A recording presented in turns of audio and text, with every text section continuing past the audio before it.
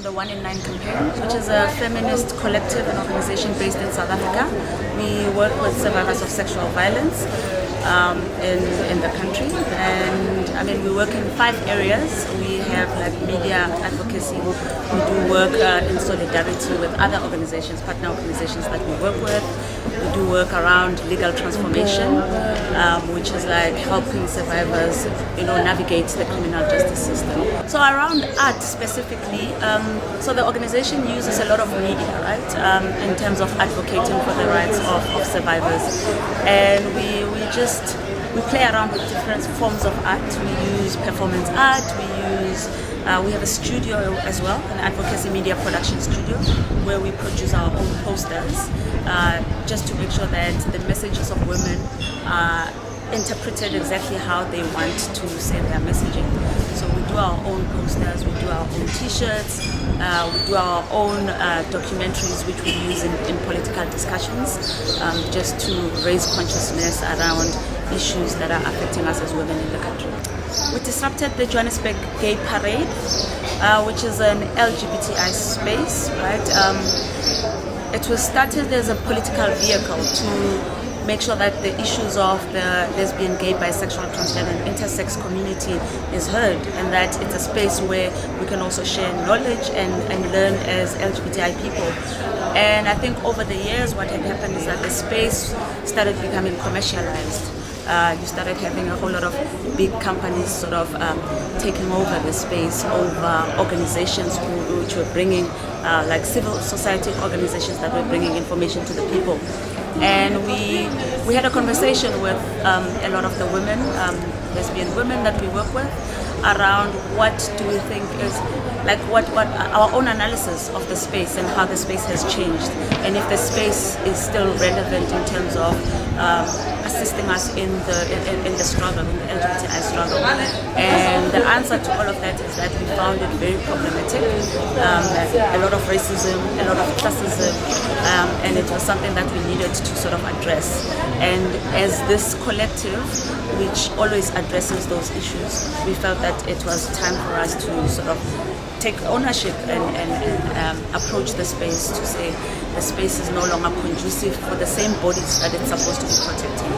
So we created these life-size bodies that represented like different identities that are oppressed, right? So like foreigners in the country, like your lesbian women, trans bodies, which are oppressed in different ways, right? So we took these identities and we put them on different t-shirts that were represented on these different bodies, and we carried those because they're like a representation of who we are, right? And the bodies that we feel are being oppressed.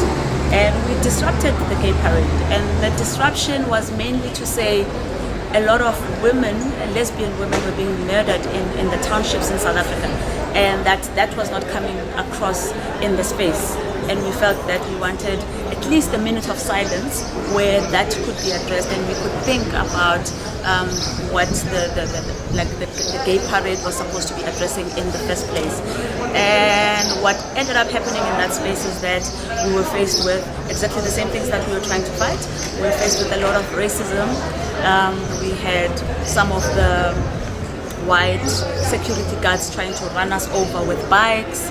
The committee, or the person that was leading the committee, told us to go back to our townships because this was her route.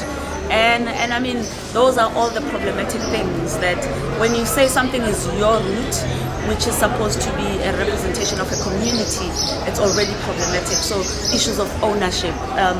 The space is in a suburb, right? In a very high class area where a lot of black, lesbian or LGBTI people have to travel to get to that space. So there's a lot of money that's being spent in actually being able to access the space. And there were issues of safety as well, right? So because the space is too far from where people live, people have to take public transport to get to the space late when it's finished at night. And so these were the issues we were trying to raise with them, to say, bring the protest back to where it started, which was where the problems were in our cities, right? Where gay people are being beaten up, where lesbian people are being raped and called names. So we wanted the protest to come back, the march to come back to that particular area and not go to an already, I don't know, like a place where it's already, like it's around capitalism. It's a mall.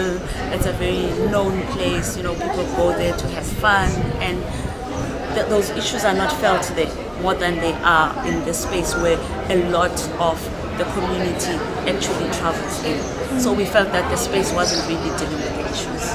Solidarity is a very important tool for us in feminist movement building, because if we identify individuals, different collectives or organizations, like-minded organizations that do the kind of work that we work in, organizations that work with women, and looking at intersectionalities. So if you work with HIV/AIDS organizations, if you work with LGBTI organizations, if you work with organizations that focus on women migrants, you work with organizations that work with sex workers, then you start looking at the oppression, you start analyzing the oppression of women at the different levels, right? Looking at the intersectionalities. And I think that's one of the things that we're trying to push in our movement, is to move away from a single issue-based type of analysis and focus on the intersectionalities, because our identities, I'm not just a lesbian woman, right? I am a black woman, I am a lesbian woman, I am a middle class woman. We have multiple identities. You're a survivor. I'm an HIV positive woman. I am all these things, and therefore you cannot separate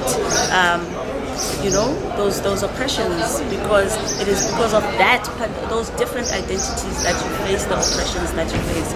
And I think when we start looking at women's lives through those intersectionalities, it makes it easier to start looking and how we then move forward and start advocating for the rights of women, and how we then smash patriarchy, because patriarchy uses all of those,